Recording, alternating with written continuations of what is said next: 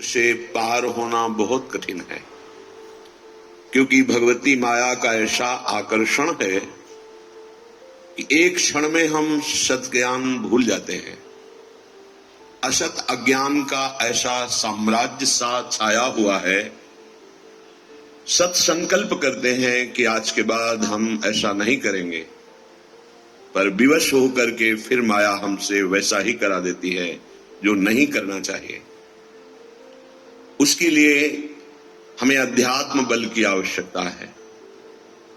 अध्यात्म बल बड़े कृपा पात्रों के हृदय में जागृत होता है। कृपा हमारे ऊपर है, पात्र हमें बनना है। कृपा न होती तो मनुष्य देह न मिलता, साधु संग न मिलता, धाम आने को न मिलता, नाम लीला रूप प्रभु के सिद्धांत ये सुनने को न मिलता।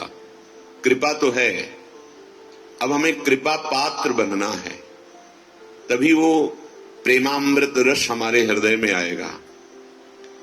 कृपा पात्र उपासक एकमात्र अपने आराध्य देव के चिंतन का ही महत्व रखता है।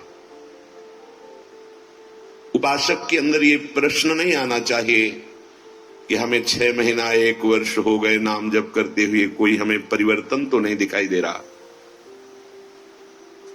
1 महीना अगर हम नाम जप कर रहे हैं या 1 वर्ष नाम जप कर रहे हैं तो ये सत चिंतन है।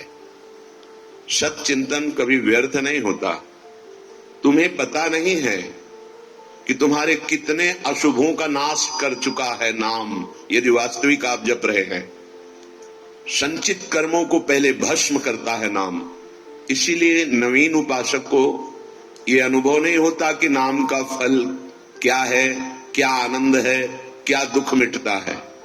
इसलिए प्रार्थना है आप अपने अज्ञान के कारण कहीं नाम जपना ना छोड़ दे कि जब से नाम शुरू किया हमें कोई लाभ नहीं दिखाई दे रहा, हमें नौकरी नहीं मिल रही, हमारा काम नहीं बन रहा, हमारे दुख नहीं मिट रहे और दुख बढ़ रहे हैं।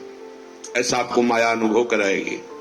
पर आपको दृढ़ विश्वास रखना है सदगुरुदेव के वचनों में, शास्त्र वचनों में, संत वाणी में। इसी विश्वास के सहारे हम अध्यात्म बल से युक्त हो जाते हैं। नहीं तो जब हम नाम जप करते हैं तो सबसे पहला काम नाम का होता है गोदाम में आग लगाना। जो हमारे संचित कर्मों का शुभ अशुभ गोदाम है उसको भस्म करता है। अब ये बात पता नहीं है तो वो वर्तमान में तत्काल फल देखना चाहता है कि हम नाम जप किए तो हमारी सारी कामनाओं की पूर्णता हो ही जानी चाहिए। नहीं, नाम जप का फल क्या हुआ, वो ऐसा सोचता है। पर ऐसा नहीं है। नाम जप सबसे पहले अशुभों का नाश करता है, फिर शुभ फंसाने वाले जो होते हैं वो उनका भी नाश कर देता है। इसके बाद क्रियमाण पूरा परम पवित्र करके भगवद अर्पित कराता है, प्रारब्ध भोगने की सामर्थ्य देता है। फिर आनंद का ऐसा उन्माद होता है, आनंद की ऐसी उत्तम अवस्था होती है जो वाणी से वर्णन नहीं की जा सकती। आप धैर्यवान बने, उत्साह पूर्वक नाम का जप, नाम का कीर्तन, नाम का चिंतन करें। परिणाम बहुत मंगलमय होगा। थोड़ा धीरज रखें। उन्नति प्राप्त करना चाहता है तो किसी के स्वभाव या कर्म की ना तो प्रशंसा करे और ना निंदा करे। क्यों? जब वो गलत कर रहा है तो हम निंदा क्यों ना करें? तुम क्रिया को देख रहे हो लेकिन पावर को नहीं देख रहे। पावर गोविंद है उसमें, सामर्थ्य गोविंद है उसमें। उपासक उपास्य देव को देखता है, क्रियाओं को नहीं देखता। बोले नहीं, बहुत गंदा आदमी, उससे भगवान कैसे मान सकते हैं? तो गंदा उसकी क्रिया को लेकर के है, लेकिन परम कारण तत्व जो बैठा है वो निर्विकार, चेतन, अमल, सहज सुख राशि, उसको क्यों नहीं देखा? तुम क्रिया देखने वाले संसारी नहीं हो, तुम तत्व का दर्शन करने वाले भगवत भक्त हो, उपासक हो, जिज्ञासु हो। जैसे हम छाया को देखकर, कल ध्यान कीजिए सत्संग का, छाया को देखकर भ्रम हो जाता है कोई है क्या, ठूठ को देखकर भ्रम हो जाता है भूत है क्या, रस्सी या टायर को देखकर हमें भ्रम हो जाता है ये सर्प है क्या, पर वहां कुछ नहीं होता। वो ठूठ है, वो रस्सी है, वो आपकी छाया है। ठीक ऐसे ही पूरे संसार में आपके सिवा कुछ नहीं है। सच्ची माने आपको भ्रम होगा, कैसे ऐसे हो सकता है? जैसे स्वप्न में आपके मन के सिवा कुछ नहीं था। तो उसमें दुश्मन भी थे, मित्र भी थे, भोग भी था, ना जाने क्या क्या था। पर जब जगे तभी वो झूठा समझ में आया ना। स्वप्न में तो आपको सब सत्य लग रहा था, ऐसे ही अज्ञान से युक्त होने के कारण आपको ये नाना तो सत्य लग रहा है। स्त्री पुरुष, अच्छा बुरा, नीच उत्तम अधम, ये आपको लग रहा है। श्री भगवान कह रहे हैं, बहुत गूढ़ प्रसंग है।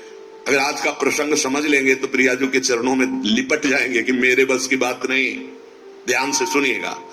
आत्मैव तदिदं विश्वम सृज्यते सृजति प्रभु। बहुत सुंदर विषय।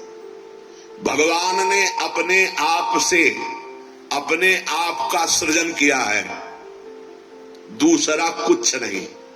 आत्मैव तदिदं विश्वम सृज्यते सृजति प्रभु। त्रायते त्राति विश्वात्मा ह्रियते हरितीश्वरः। उसने अपने आप से अपने आप को बनाया।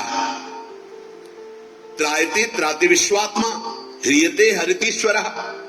और अपने आप से अपने आप की रक्षा की, पालन किया। और फिर ह्रियते हरितीश्वरः, फिर अपने आप से अपना संहार किया। यह है सत्य विषय। उद्धव तस्मान्नहात् बनोन्यस्मा धन्यो भावो निरूपितः।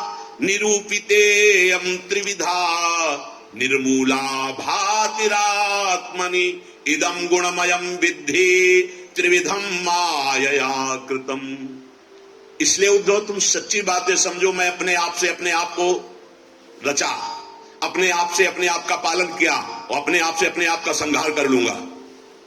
किसको दोष दर्शन दें, किसकी निंदा करें, किसकी प्रशंसा करें?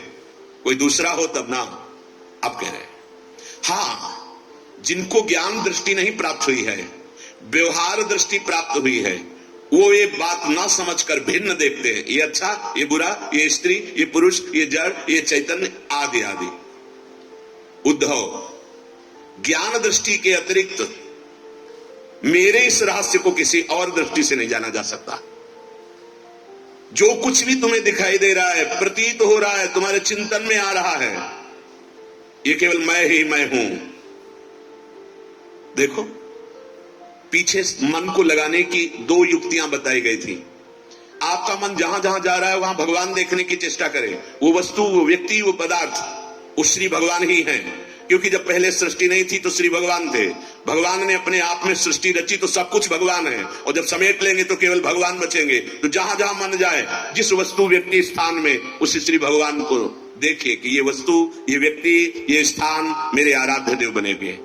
दूसरी बात कही गई थी, जहां जहां मन जाए वहां से हटा के अपने लक्ष्य में लगाइए। बार बार मन को ऐसा करने से वो मन लक्ष्य में लग जाएगा, स्थिर हो जाएगा।